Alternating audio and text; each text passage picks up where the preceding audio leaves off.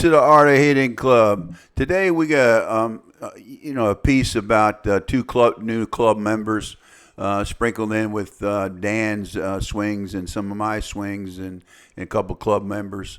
But we actually baseline the club members with their swings when they come in and they work out with us, and then we see how they develop. But hitters do three basic things, if you will: the stride with the front foot, transfer the weight, and load the back leg. And we're going to focus on that in this video when we do evaluations. But you let your eyes tell you what's going on. Well, the first guy we're going to watch is Big Pat here. Pat plays with the Mellow team in the Florida Half Century as a 49-year-older.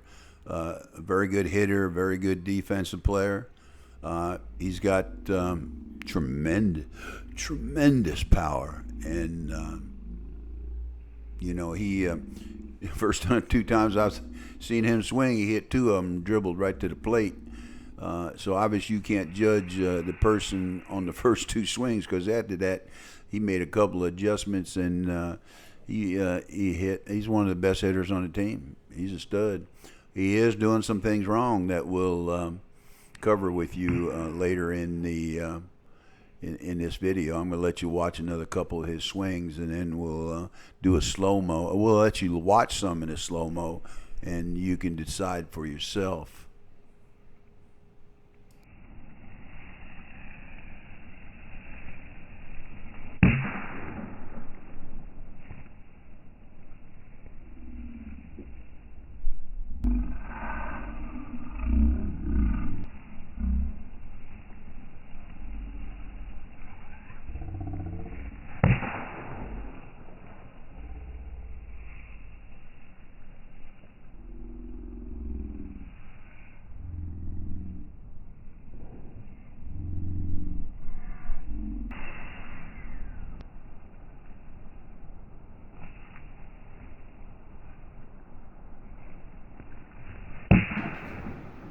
So here we are, Pat.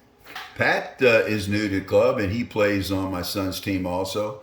And, at first when I saw him, I said, well, he hit two dribblers to the plate. But he's one of the best hitters on the team. He's a great outfielder, a great player. This kind of proves my point. People do things different ways, even though they're breaking the rules. Now watch his feet. Look at his feet. Now, that motion, it's not like Dan. He didn't have a lot of rhythm in that. He's just hopping like a bunny rabbit. He's got a little motion, okay, but the bottom line is, watch. He hops, he stops. Now look at him. Now that's a good swing. Look, that's a good swing. What? Boom. And look at his weight. Again, if you look at the angle, right? Most of that he got from the back, and he's at an angle. That's what I think is. My hand was in the way, but you see, look at the way his body is. So look at that. Boom. Follow through.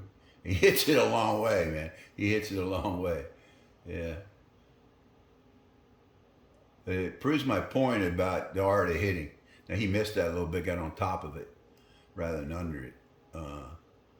But good form. That's the way he'd hit if he stood still. And I don't think, with his hopping up, he's definitely not benefit himself with this. I don't think. I mean, I'd argue that with the best of them. I don't know who would say. It's too many moving parts. Too many moving parts here. Watch.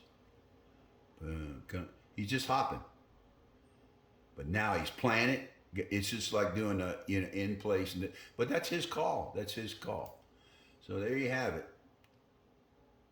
Just kind of FYI, folks. I figured I'd put Dano in here. Dano came to us last year from Canada, and he's been in the club for about a year and several months as one of our key members and my co-host on the podcast. But Dano he was in a quandrum, I guess you say. He didn't know whether stay put in his stance or walk up, and he couldn't decide. He was having debates over it, and basically I'm not a walk up type guy. But as I saw him progress and he hit, and he was hitting so well, I said, dude, if you're going to do it well, do it. that's what I believe in. So, he ended up sticking with it. But if the truth be told, in my career, I've played with a lot of great players who were walk-up hitters, and most of them came from up north. And they were, power hitters and really good hitters. Chip Krieger comes to mind. He's an older guy and one of the best hitters in the game, was a walk-up hitter. There's a couple of guys at Post Road that walk up, Kenny Wynn and Jolly. But listen, Dan is a force. My belief is Dan's walk up is a good timing mechanism for him. It may help his power, but the way Pat does it, I'm not so sure there's any benefit to that at all. But again, we let the artist be the artist in the hitting. So we got Dan here, and this is where he stopped. We're gonna start this this motion with him stopped already. He's already run up. Now watch, he stopped. Now he moves that. This is all one motion coming up, but he's planted that right foot. Now he's gonna set his front foot. He's gonna come around just like if he had started there, and look, that foot's down. Now he's driving off that back leg. You can see it. You can see all his weight. Look, weight's leaning back. You can actually see that. And whoa, look, now he's bringing it all around. It's all synced. It's all rhythm. And you don't see that in some of these other swings. So that's what that's what you need to look at. Now, these guys are all successful at doing it different ways. But Dan, with this is, to me, the textbook here for him. Look at that. Look, and he's back, right? You see how he's almost straight up and down right here? You see him straight up and down here? Look at that. Yeah, I'm high tech with this finger. See how he's straight up and down there? That's good, in my opinion. Now, I'd have to run it by some of the... Look at the follow through. I don't know how you can get much better than that. So, let's go back and look at where he started. Boom. There you go. Look at that. And that's the snap. That's the all-important snap. And everything's in sync. Look. It don't get much better than that, folks. And Elmer on the Mellow team also. 180 pounds of solid muscle. Great outfielder. Great player. Hits the ball really well. And, he's got a different type stance. He's got an open stance, but he does bring it back to get to the neutral part where the athletic stance is Ryan Harvey puts it. Ryan Harvey's got a great video out there on, the open stance and getting back to neutral. I think Elmer does it quite well. Elmer hit the ball out there in practice about 350 feet. Now, there's things that he'll be able to change on this, and we're going to evaluate his swing as we get to the end of it. Now, the only reason we've done this is because we're setting a baseline for them when they come into the club, and after a year, if they've made some progression, we can look back and say, "Hey, this is what you changed." We don't force them to. It's up to them. It's everybody's deal. Nobody nobody is the expert. Well, expert's a person that guess right more than once. But I played with all the great players. They all have bad days, bad swings, and it's not how good your good swings are in softball. It's how good your bad swings are. Always remember that. Great outfielder and great hitter, and he can hit it, dude. He can probably hit it 350. I think he hit some through the move the camera up a little bit. Yeah, like that. Sweet. Now, he's got one of these open stance. You see how he's open, but he does come back like he's supposed to. You see, he's coming back to neutral position. And he's using that leg kick, and just like my son Scott, but it's a little more pronounced. Now he's a little, and then he drives forward, weight still on the back. Look, weight's on the back. Ooh, we got a long stride, linear motion, hands back, out, and bingo. Now look at him. He's pretty straight up too, but it's not as pronounced. Okay, it's not as pronounced. Maybe I should do this. You see? Okay. So let's go watch him follow through. Boom.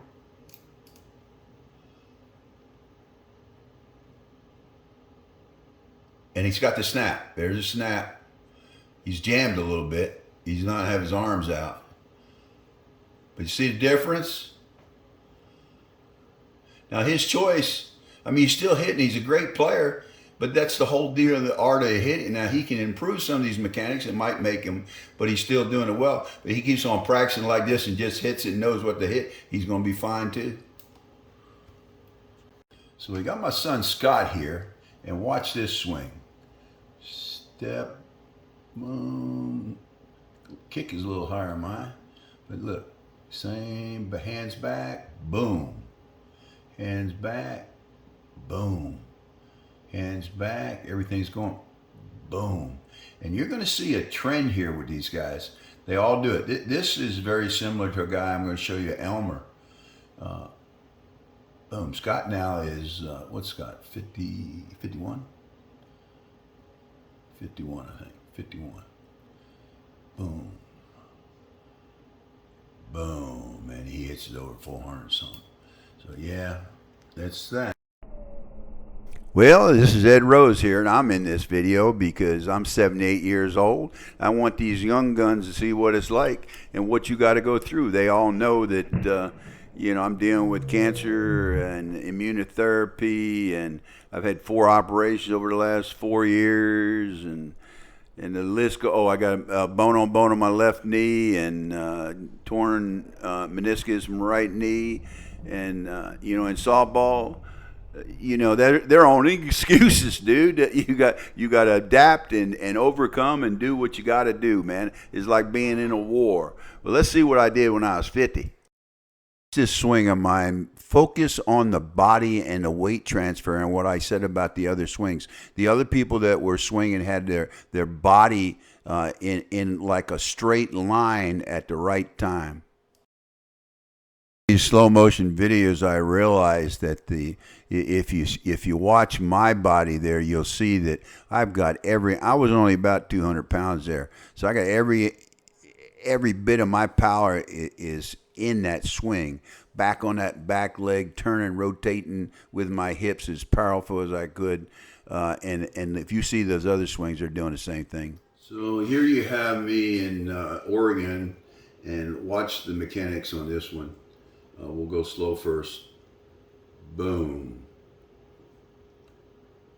Boom.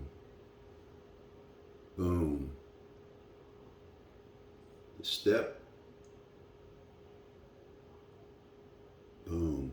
And notice the weight transfer. Everything, look at that right there. That's where you end up. And you see where I'm at here. And then you see other videos, me at 78. After, what is that, 23 or something years. But you see all these guys, the younger guys, they're doing it. They're doing it differently. They got a longer stride, they got walk up and all that, but there's that end right there, everything together. The time, everything, snap. Snap. I usually used to grunt when I did this. But it's so quick, I have a hard time picking up, and I got to slow it down. Boom. Boom. Now let me try to just again emphasize the fact, if you look at the 2 pictures of me and Bruce here, Bruce and I are very similar in our approach to our swing, our linear. His stride is a lot longer than mine because he's about 6'6", 6'7", and but we're very similar. We rotate similarly. But we're different. Obviously, he's bigger, stronger, the best ever. The number 2 player, I think Mike Masenko may be the number 1. But what I wanted to get it across was the way, if you look at the angle of the body where the weight is, it's in they're transferring, or you're at the point where the snap has come. I may be just a tad ahead of Bruce. Now, if you look at all these, you'll see a lot of different strides, and you don't see the bats, but it's there because to make the point that everyone is different. I'm going to bring my good buddy, Hall of Famer and retired Mike and rep in, Bob Waldyke, who when he explains hitting, he does it spot on. One of the fastest bats I ever played with. I could go on and on about how good my man Bob is, but let me use his video to explain to you what all hitters do and what we just saw in all these in a different. Each person had their own way of doing it, but when it comes down to it, it's stride, rotate, hands back, and swing. Let's watch Bob. Stride. Nice long stride. He's starting to rotate. The hips are gone first. The hands are coming around now before the bat head, of course.